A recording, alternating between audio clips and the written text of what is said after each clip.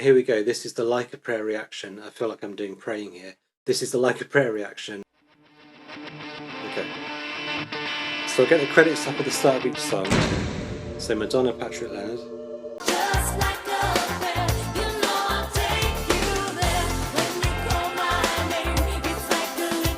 I've always loved that. Downshifting the melody for repeating that chorus. As songs develop, vocals normally go higher, get stronger, but that one, it goes down, and then we're in a minor key now. It's so dark.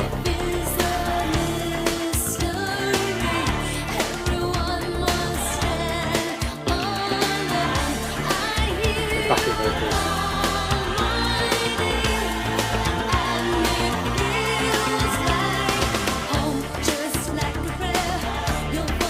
And there's the first Sugar of the Night. Oh,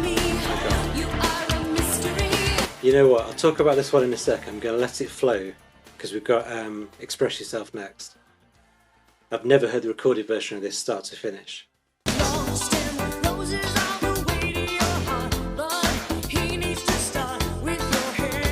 The lyrics are great.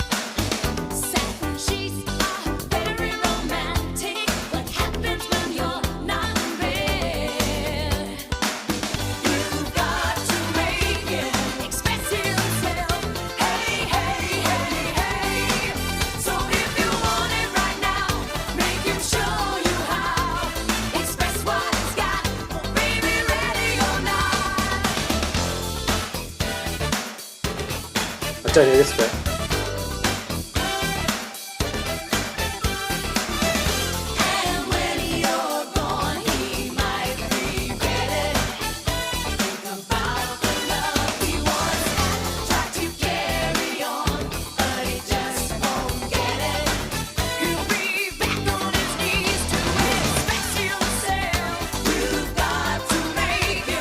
What an absolute classic. So I'd love to know what you thought of that one when you first heard it. Were you just like, holy shit, that's another classic? And I'm just thinking this through now, but to me it's a bit like Open Your Heart on True Blue.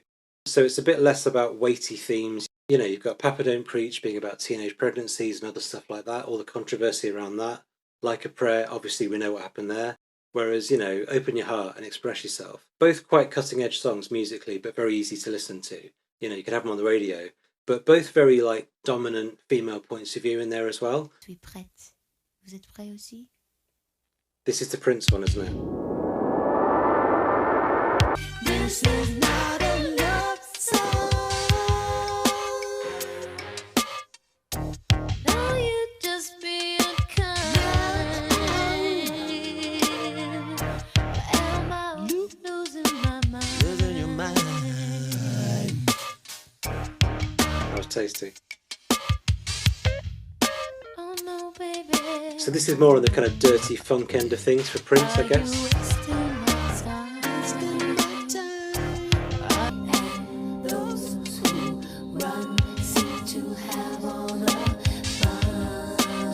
Know that line? What's that from? Alright, I don't know how to feel about that one yet. I've got all the respect in the world for Prince. I've listened to all of his 80s stuff, a good chunk of his 90s stuff, like big Prince fan. Big Prince fan. I've never heard that song before. I'm not the biggest Prince fan in the world, but like I've heard a lot of his stuff. I saw him live as well. Amazing gig. The momentum dropped a bit. Like I like the song. I like songs that aren't necessarily obvious singles. Not everything has to have a big chorus. I like the kind of funk groove of that. I like the interplay. Thought Madonna's voice was great on that. When I come to the end, that might make perfect sense. Maybe this is one of those records that's really eclectic and all over the place. So that's just one of many styles we're going to get. Those who run seem to have all the fun. I'm going to make you sit with me in real time on this one. Hung Up. Hung Up. Okay, so that's from Hung Up. Oh yeah, she said fuck. Had any pop star of her level use the F word on a record at that point? I'd be really interested to know if at the time you knew that there was a Madonna and Prince song on there. Did you know that was coming? Were you underwhelmed? Were you overwhelmed? Were you just whelmed?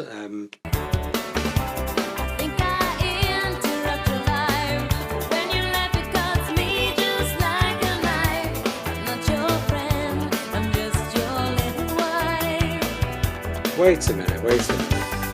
I'm going to be really annoying and start again because I don't think I've never heard that line, I'm not your friend, I'm just your little wife, which makes me kind of think that maybe I've never heard this song properly. Like melodically, I know it inside out. Musically, yeah. But lyrics, I don't think I know this one. Luck is running out of time. You're not in love with me anymore. I wish that you would change, but it won't. 'Cause you don't love me no more. He takes a drink, she goes inside. He starts to scream, her faces fly. He wishes that she wouldn't cry. He's not in love anymore. He makes demands, she draws a line. He starts to fight, she starts to lie. What is true when something dies? He's not in love with her anymore.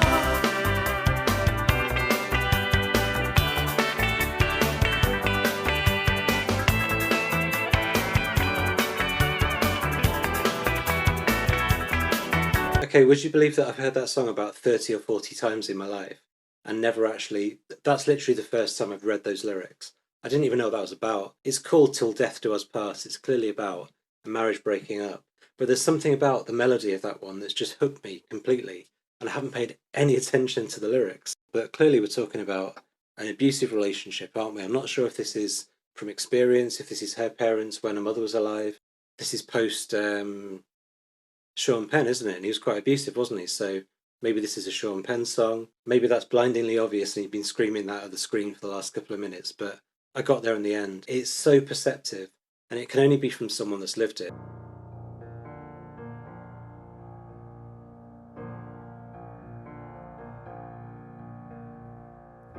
Little girl, don't you forget her face, laughing away your tears when she was the one who felt all the pain.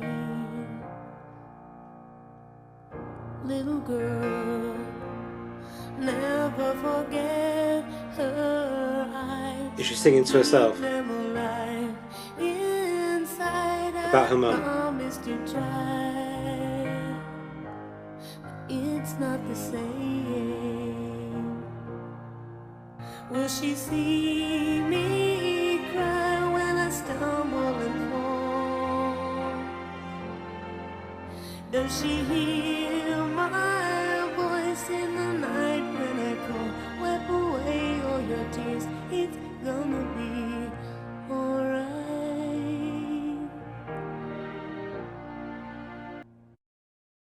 Oh man. Wow. Was not expecting that one. I hope I'm right with that one. I mean, I think the little girl is her. I think she's singing to herself, and I think it's about her mum dying when she was 5, you know? Let's see if I can read some of these lyrics without losing it. I think you forgot to kiss her goodbye. Will she see me cry when I stumble and fall? My God. I honestly don't cry like this, like every time I listen to music. I'm not one of these people that like weeps every time they hear a sad song. There's something about when you're doing this, your emotions are a bit heightened, and it just kind of, yeah, it just affects you more somehow. You know, you're actively listening, and it's just deeper. The vocal, I mean, that's some of my favourite ever Madonna singing. Just reading the lyrics again, and actually, does she hear my voice in the night when I call? That kind of sounds like younger Madonna singing it. My guess is it's from lots of different perspectives, and it's trying to find in that some kind of comfort, some kind of reassurance from wherever, you know, in that whole situation. You are my destiny, I can't let go, baby, can't you see? Cupid, please take your aim at me. I want that to be a Sam Cooke reference. I really want it to be one. And is that an association reference? Cherish? Probably not.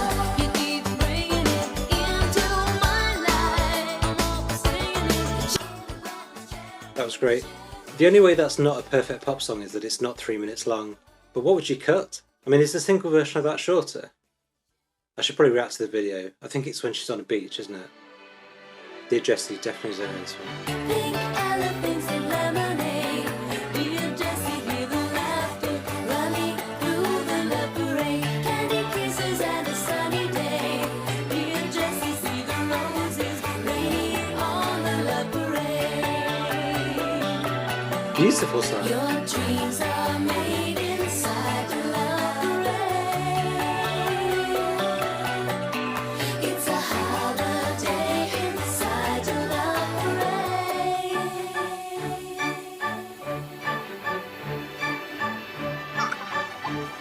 sounds like something off Sergeant Pepper's. Or like Magical Mystery Tour or something. It properly sounds like Magical Mystery Tour. This is your lullaby, sugar plum fingertips, kissing your honey lips. Close your eyes, sleepyhead. Is it time for your bed? Never forget what I've said. Hang on, you're already there.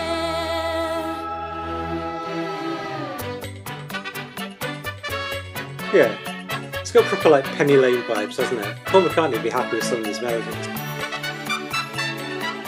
He never would have made some of these choices though. Melodically, it goes amazing places. Close your eyes and you'll be there. You've got trumpets, strings, fantastical lyrics, but not like, you know, Lord of the Rings fantasy, more like the Beatles' Yellow Submarine kind of thing. What was it? Pink Elephants and Lemonade? It's not a million miles away from that kind of subject matter, the imagery, mermaids sing as they comb their hair. It just sounds like, I'm sure this is really obvious, but it sounds so influenced by that. But it does tap into that, and it's quite specific to the Beatles, really. Like the Kinks had it a bit, but British psychedelia, like the Beatles, like the Small Faces, it would look to the past as well, like Music Hall, or George Martin was fond of like a string quartet, so it's not easy to just tap into that. I don't actually know who Jessie is or what the song's about, but yeah, so impressed by the mood, the sound, the vibe of that whole thing. And the melodies were so good. Her melody game is strong on this album.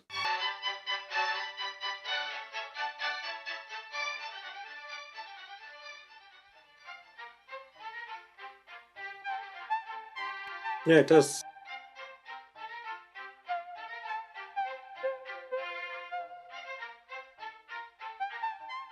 Okay. Wow.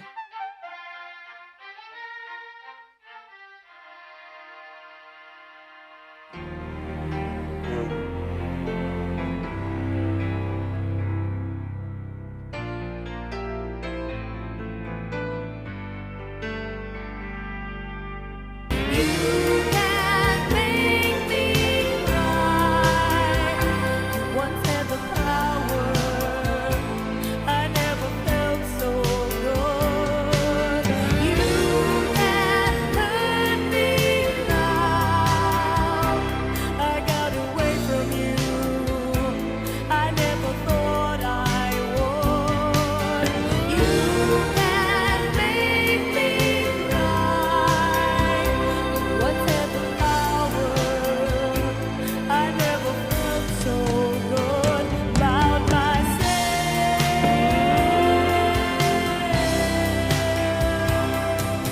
Sounds very Twin Peaks, very Julie Cruise to me, but I'm not suggesting they took it from that. I think Twin Peaks was like 1990 anyway.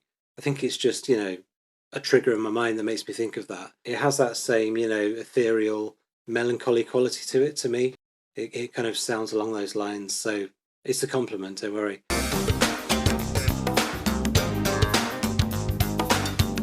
Absolutely never heard this.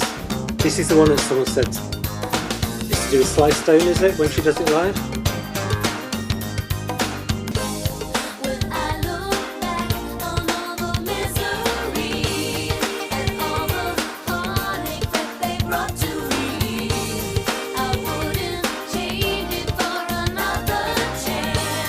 The blood is thicker than Love is thicker than mud. Does she do this with Family Affair?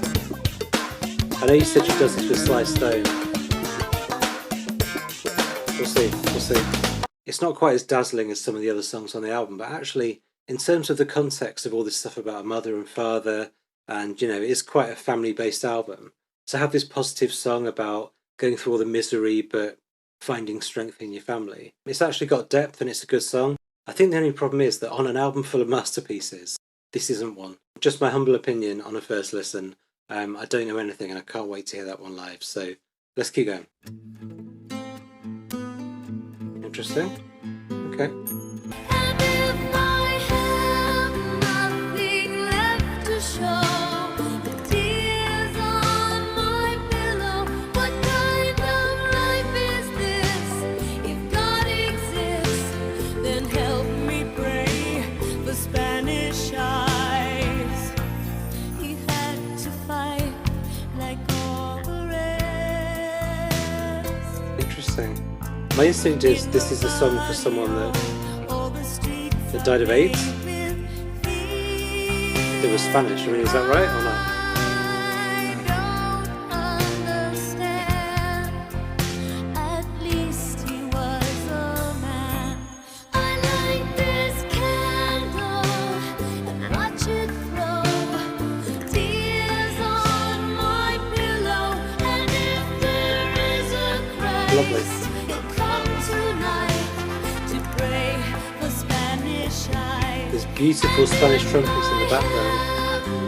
I'm going to go with my original guess halfway through the song that this is about AIDS, just because I've just watched that speech about HIV and AIDS, and I know that the booklet of this had that thing about, you know, AIDS is no party or whatever. So this is a song about a dead man or a dying man, and that's enough for me to just make that link. Could be wrong. It could be about the Spanish Civil War. It could be about some Spanish community where there's violence or whatever happening. I'm going to remind myself that Madonna songs are never normally just about one thing.